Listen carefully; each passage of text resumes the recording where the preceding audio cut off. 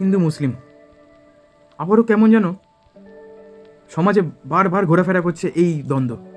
হিন্দু মুসলিম কেন? আদৌ কি কোনো দরকার? আপনারা যারা ব্যবসা করেন দেখবেন আপনাদের অনেকেরই বন্ধু আছে যারা হিন্দুদের মুসলিম বন্ধু, মুসলিমদের হিন্দু বন্ধু। কোনো তো প্রবলেম হয় না, আমরা সবাই মিলে একসঙ্গে আছি। স্কুল জীবনে অনেক বন্ধু ছিল, সবারই ছিল। আপনারা যেখানে কাজ করছেন সেখানেও অনেক বন্ধু আছে, কেউ হিন্দু কেউ মুসলিম।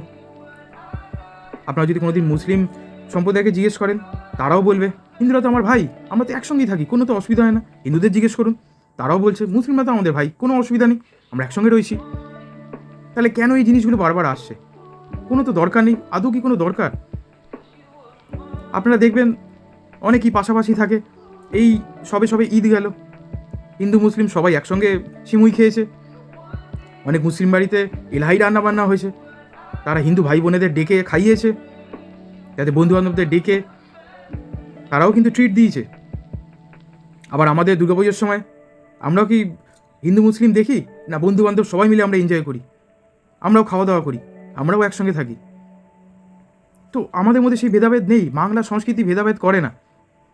সেই সংস্কৃতিকে আমরা না এগিয়ে চলি না, নিয়ে একসঙ্গে চলি, যেখানে হিন্দু মুসলিম বলে কিছু থাকবে না, একটা জিনিস থাকবে, সেটা হচ্ছে আমরা মানুষ।